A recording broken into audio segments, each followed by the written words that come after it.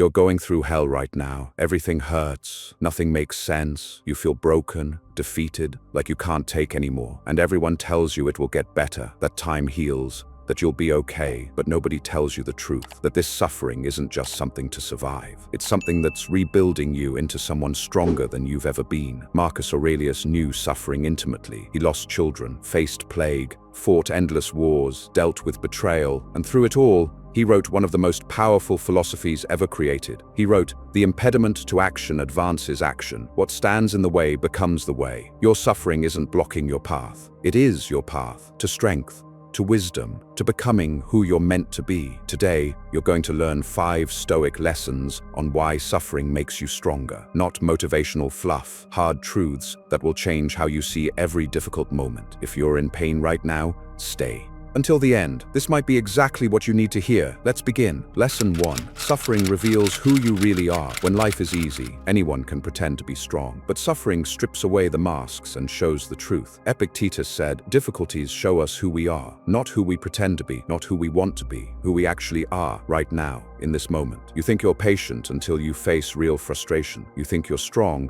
until you face real pain. You think you're resilient until everything falls apart. Suffering is the test that reveals the truth. Marcus Aurelius wrote, "The mind adapts and converts to its own purposes the obstacle to our acting." When you're suffering, you discover what your mind is actually made of. Can it adapt? Can it find purpose in pain? Can it convert obstacles into opportunities? Most people avoid this discovery. They numb themselves, distract themselves, run from anything uncomfortable. But the Stoics ran toward discomfort because they knew suffering was information about their character, about their limits, about what they needed to develop. Seneca wrote, "A gem cannot be polished without friction, nor a man perfected without trials." Suffering is the friction, the trial, the polishing process. And here's what you discover in suffering. You're stronger than you thought, more resilient than you believed, capable of handling more than you imagined. Every time you survive something you thought would break you, you update your self-concept. You learn, "I can handle hard things." And that knowledge, that's power, that's confidence. That's unshakable strength. Here's the practice. In your current suffering, ask yourself, what is this revealing about me? What strength am I discovering that I didn't know I had? Write it down, because suffering will end, but the person it revealed you to be, that's permanent. This is the first lesson. Suffering reveals who you really are, and usually, you're stronger than you thought. Lesson 2. Suffering burns away what doesn't matter. When you're suffering, everything becomes clear. The bullshit falls away.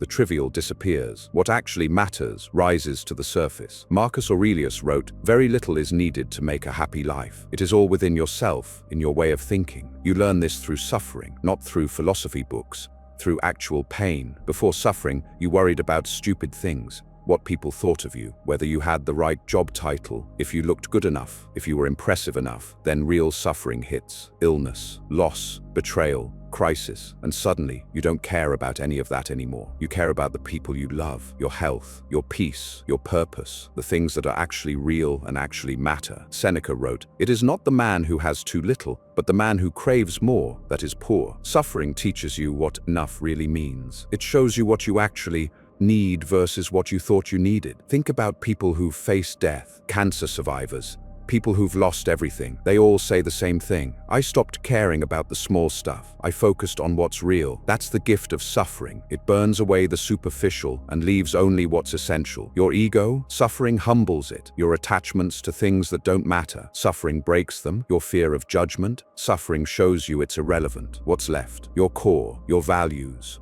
your real priorities, your actual strength. Epictetus said, "It's not what happens to you, but how you react to it that matters." Suffering happens. Your reaction is discovering what actually matters and building your life around that instead of the noise. Here's the practice. In your suffering, make a list. Things I used to care about that I now realize don't matter, and things I now know truly matter. That clarity, that's wisdom, and you couldn't have gotten it without the pain. This is the second lesson. Suffering burns away what doesn't matter. What remains is what's real. Lesson 3. Suffering builds capacity for future pain. Every hard thing you survive expands your capacity to handle the next hard thing. Marcus Aurelius wrote, "The things you think about determine the quality of your mind. Your soul takes on the color of your thoughts." When you survive suffering, your mind learns, "I can handle this." That thought colors everything that comes next. Think of it like lifting weights. The first time you lift heavy, it's brutal. Your muscles aren't ready. You struggle, but you do it. You survive. Your muscles adapt. They grow. They strengthen. Next time,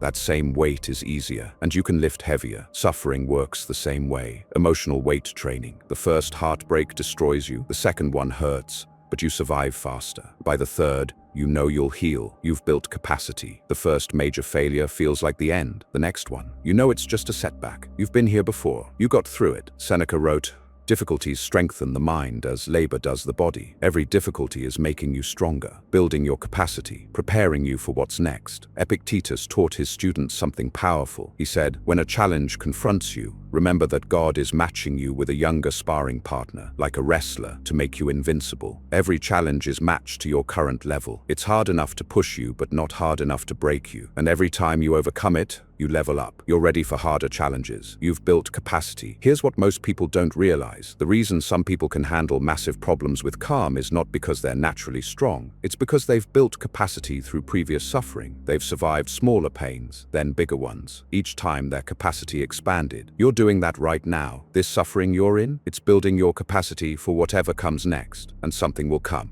next. Life doesn't stop testing you, but each test you pass makes you stronger for the next one. Marcus Aurelius faced plague, war, and betrayal, but he'd been building capacity his whole life. So when the massive challenges came, he was ready. You're getting ready too, right now, through this pain. Here's the practice. Think about past suffering you've survived. Write down how it prepared you for current challenges. See the pattern. Each pain built capacity for the next. This is the third lesson. Suffering builds capacity for future pain. You're getting stronger with every challenge you survive. Lesson 4. Suffering forces growth that comfort never could. Nobody grows in comfort. Nobody transforms in ease. Nobody becomes their best self when life is easy. Growth requires pressure, and suffering is the ultimate pressure. Marcus Aurelius wrote, "Just as nature takes every obstacle and works around it, turns it to its purposes, so too a rational being can turn each setback into raw material." Suffering is raw material for growth, for change, for transformation. Think about who you were before your biggest suffering and who you became after. Before loss,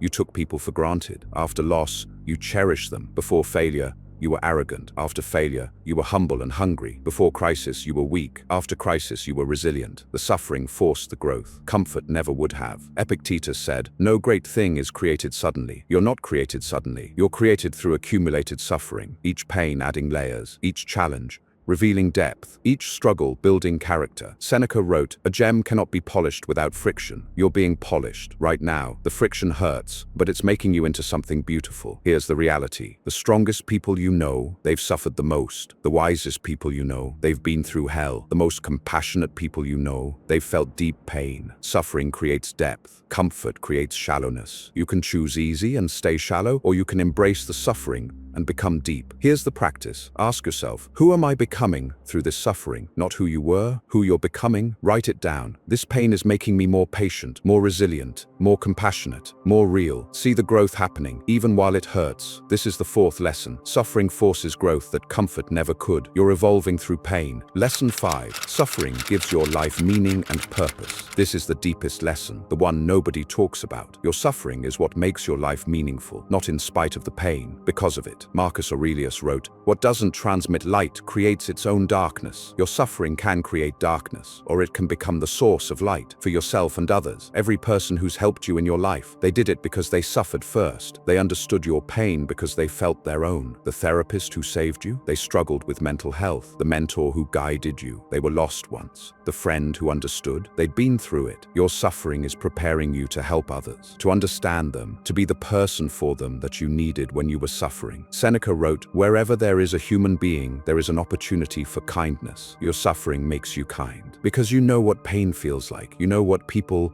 need when they're broken. That's purpose. That's meaning. Viktor Frankl survived Nazi concentration camps. He wrote, "Those who have a why to live can bear with almost any how." Your suffering becomes your why. It becomes your purpose. It becomes the reason you can help others survive their own darkness. Epictetus said, "Don't explain your philosophy. Embody it." Your suffering is creating a philosophy, a way of being, a strength that others will see and draw from. Every scar you have, it's proof you survived. and that proof gives hope to someone else who's still fighting. Your pain has purpose, not random, not meaningless. It's shaping you into someone who can make a difference. Here's the practice. Ask yourself, how can my suffering help someone else? Write it down. Make meaning from your pain. This is the fifth lesson. Suffering gives your life meaning and purpose. Your pain has a purpose you haven't seen yet. Let's review these 5 Stoic lessons on why suffering makes you stronger. 1. Suffering reveals who you really are. 2. Suffering burns away what doesn't matter. 3. Suffering builds capacity for future pain. 4. Suffering forces growth that comfort never could. 5. Suffering gives your life meaning and purpose. Marcus Aurelius survived unimaginable hardship, and he wrote, "Our actions may be impeded, but there can be no impeding our intentions or dispositions." Your suffering may impede your actions, your comfort, your plans, but it cannot impede your growth, your strength, your purpose, unless you let it. Seneca said, "A gem cannot be polished without friction." You're being polished right now. It hurts, but something beautiful is being created. Epictetus taught, difficulties show us who we are. You're discovering who you really are, and you're stronger than you knew. This suffering will end, but the person it's creating, that person is forever. Thank you for